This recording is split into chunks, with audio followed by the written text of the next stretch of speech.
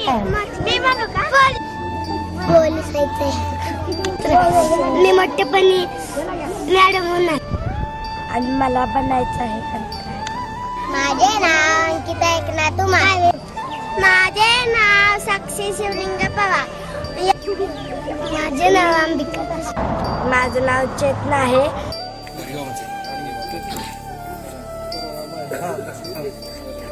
ही आमच्या डॉक्टर बाबासाहेब आंबेडकर शिक्षण प्रसारक मंडळाची स्थापना 31 मार्च 1994 या साली बुद्धवासी लक्ष्मण सखाराम गायकवाड या एका 4थी पास असणाऱ्या व्यक्तीनं समाजातील गोरगरीब, दीनदुबळ्या, अनाथ, दलित मुलांसाठी, भटक्या समाजातील मुलांसाठी कुठेतरी शिक्षणाचं माध्यम त्यांना उपलब्ध व्हावं यासाठी या संस्थेची स्थापना केली. आणि या संस्थेच्या माध्यमातून त्यांनी पहिल्यांदा डॉक्टर बाबासाहेब आंबेडकर प्राथमिक आश्रमशाळा ही 120 मुलांची चालू केली.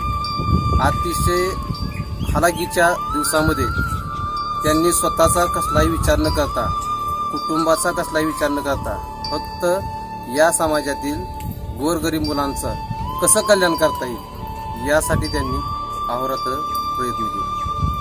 नंतर 120 मुलांना, भटक्या समाजातील मुलांसाठी इथे ॲडमिशन मिळायला लागलं.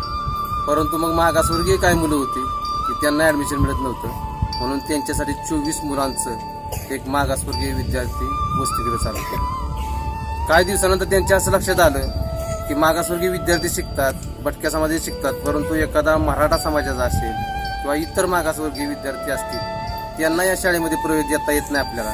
मग यांच्यासाठी काय करता येईल म्हणून त्यांनी बालसदन या विभागाची मान्यता मिळवली आणि त्यामध्ये कोणत्याही समाजातील मुलाला, मुलीला ॲडमिशन देण्याची सोय साहेबांनी केली.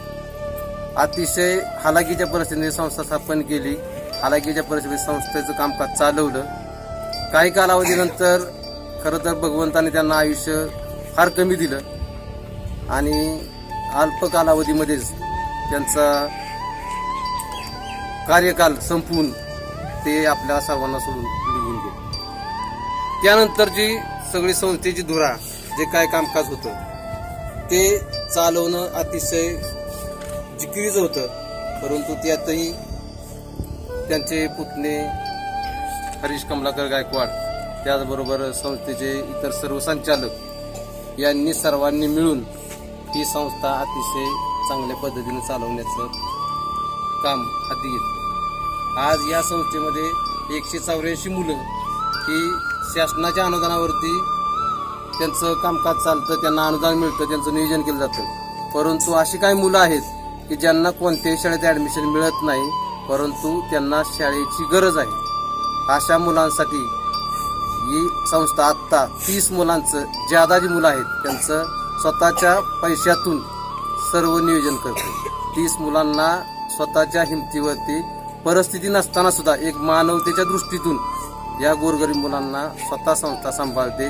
त्यांना इतर मुलांच्या बरोबर सर्व शाळेचे कपडे दिले जातात, युनिफॉर्म दिला जातो, त्याचबरोबर इतर सर्व फॅसिलिटी त्यांना दिल्या जातात.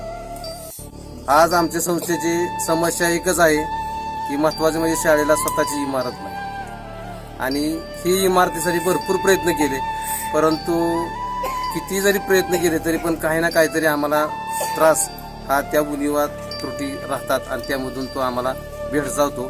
शेवटी आम्ही ही महामंडळाची इमारत, आता जी या ठिकाणी आम्ही बसतोय ती महामंडळाची इमारत आम्ही भाडे तत्वावरती घेतली. परंतु याचं भाडं हे गव्हर्नमेंट आम्हाला अजिबात आत्ता देत नाही, कारण जुनी इमारत म्हणून भाडे तत्वाला आधी मान्य नाही. परंतु तरी सुद्धा भाडे तत्वाचा कसलाही विचार न करता संस्था स्वतःच्या पातळीवरती, किमतीवरती स्वतःच बाहेरच्या ठिकाणी फिरून भरपूर पैसा गोळा करायचा प्रयत्न करते. परंतु आम्हाला स्वतःला असं काही जास्त बाहेरून आर्थिक मदत सुद्धा फारशी होत नाही. मग स्वतः आमचे जे सचिव आहे, संचालक मंडळ आहे, ते त्यांच्या पद्धतीने जे काही लोक ओळखीचे आहेत त्यांच्याकडून अन्न स्वरूपात, त्याचबरोबर धान्य स्वरूपात, त्यानंतर वस्तू स्वरूपात, आर्थिक मदत, इतर काय रंगीत कपडे वगैरे असं काय जे लोक देतात त्यांच्याशी कॉन्टॅक्टमध्ये राहून ते सर्व त्यांच्याकडून घेऊन हे आजपर्यंत कामकाज चालवलं आहे. भविष्यात आमचा असा विचार आहे की स्वतःची इमारत व्हावी. जर स्वतःची इमारत जर आता सध्या नाही झाली तर निदान आहे ह्या भाडेतत्वासाठी आम्हाला आर्थिक मदत बाहेरून व्हावी, अन्नधान्याच्या रूपात मदत व्हावी. आणि हे जे आज मुलं आहेत, खरं तर 21व्या शतकामध्ये या पत्र्याच्या जुन्या इमारतीमध्ये या मुलांच्या म्हणजे वाट्याला या ठिकाणी शिकणं आलं. ह्याच्यामध्ये त्यांचा दोष नाही, जो काही थोडाफार आमचा दोष आहे, त्रुटी आमच्यातली की आम्ही भरपूर प्रयत्न करतो पण थोडासा आम्हाला त्यात यश मिळत नाही.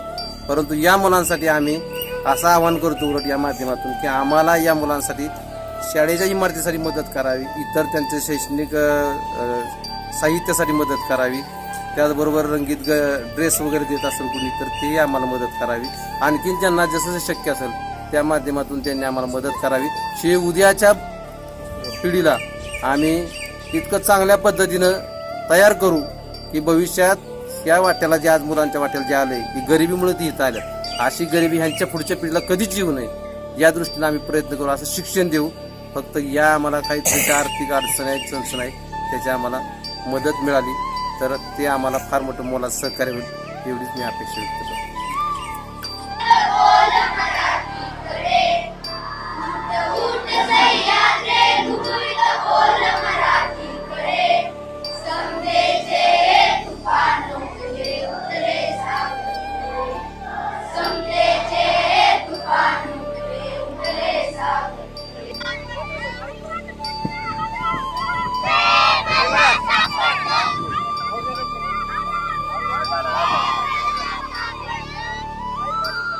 लवकर ये, लवकर.